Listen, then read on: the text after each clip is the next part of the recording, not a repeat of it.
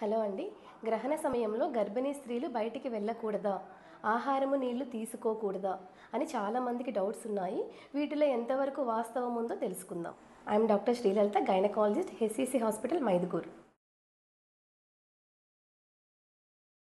గ్రహణం ఉన్నప్పుడు గర్భిణీ స్త్రీలు బయటికి వెళ్ళడం వల్ల పుట్టబోయే బేబీస్కి గ్రహణం మొర్రి అంటే క్లెఫ్ట్ లిప్, క్లెఫ్ట్ ప్యాలెట్ వంటి స్ట్రక్చరల్ అనామలీస్ వస్తాయి అని చెప్పడానికి ఎలాంటి సైంటిఫిక్ ప్రూఫ్ లేదండి.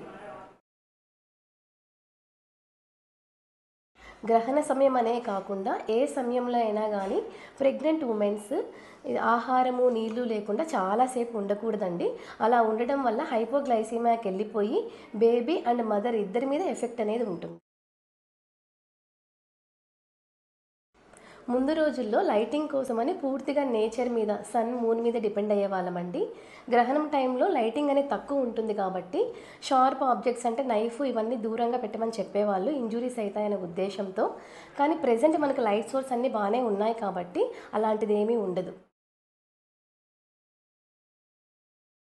గ్రహణంని నేరుగా చూడాలి అనుకుంటే ఖచ్చితంగా ఐ ప్రొటెక్టెడ్ గ్లాసెస్ అనేవి యూస్ చేయాలండి. ఒకవేళ అది చేయకపోతే రెటినల్ డ్యామేజ్ అనేది జరుగుతుంది. ఓకేనా? Be careful and thank you.